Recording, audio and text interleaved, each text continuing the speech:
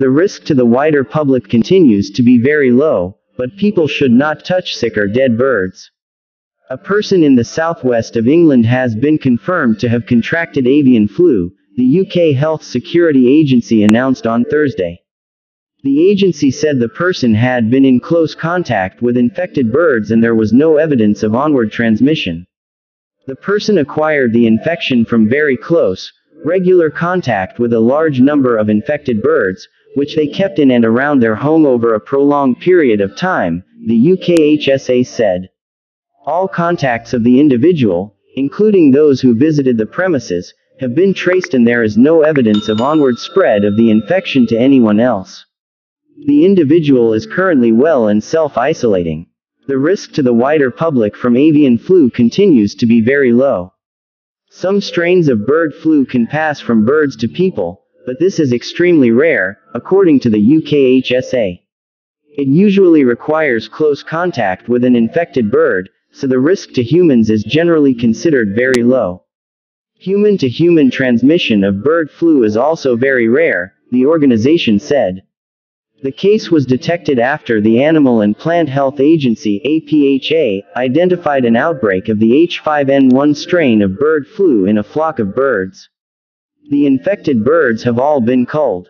As a precaution, the UKHSA swabbed the person involved and detected low levels of flu. Further lab analysis showed that the virus was the H5N1 type found in birds. The UKHSA said that, at this point, it has not been possible to confirm that this is a H5N1 infection, the strain that is currently circulating in birds in the UK. But the UKHSA has notified the World Health Organization (WHO) as a precaution. It said this is the first human case of this strain in the UK, although there have been cases elsewhere globally. Professor Isabel Oliver, Chief Scientific Officer at the UKHSA, said, "While the risk of avian flu to the general public is very low, we know that some strains do have the potential to spread to humans and that's why we have robust systems in place to detect these early and take action. Currently there is no evidence that this strain detected in the UK can spread from person to person, but we know that viruses evolve all the time and we continue to monitor the situation closely. We have followed up all of this individual's contacts and have not identified any onward spread."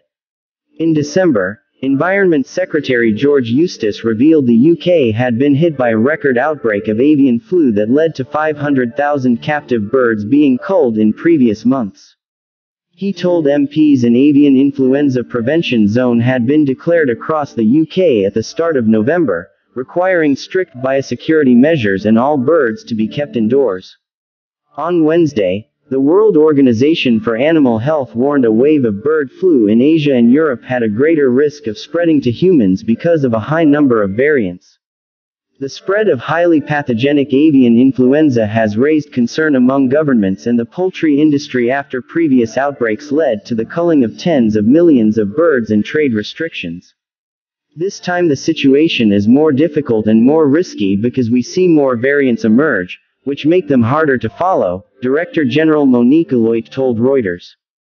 Eventually the risk is that it mutates or that it mixes with a human flu virus that can be transmitted between humans, then suddenly it takes on a new dimension, she added. 15 countries had reported outbreaks of bird flu in poultry between October and the end of December, mostly the H5N1 strain. Italy was the worst hit in Europe with 285 outbreaks and nearly 4 million birds culled, data showed. Outbreaks generally start in the autumn, when the infection is spread by migrating wild birds. For contacts of an infected person who have the highest risk, the UKHSA contacts them daily to see if they have developed symptoms. People are also offered antiviral treatment after exposure to infected birds to stop the virus reproducing in their body. Swabs are also carried out on people even if they do not have symptoms. Professor Mike Tildesley, from the University of Warwick, said, "This is clearly going to be big news, but the key thing is that human infections with H5N1 are really rare, fewer than 1,000 worldwide since 2003, and they almost always occur as a result of direct, long-term contact with poultry. It can result in a nasty infection for the individual concerned, but there has never been any evidence of sustained human-to-human transmission of H5N1, so at present I wouldn't consider this to be a significant public health risk. Paul Wigley, professor of avian infection and immunity at the University of Liverpool, said, "Whilst avian influenza has the potential to be transmitted from poultry to humans, it is very rare and, as in this case, usually due to close and long-term contact with infected birds. Avian influenza such as the H5 serotype is largely adapted to infect birds and so is very unlikely to be transmitted from person to person. The advice given by APHA and UKHSA over contact with infected birds is sensible and should be followed. The risk of wider infection in the general public remains low.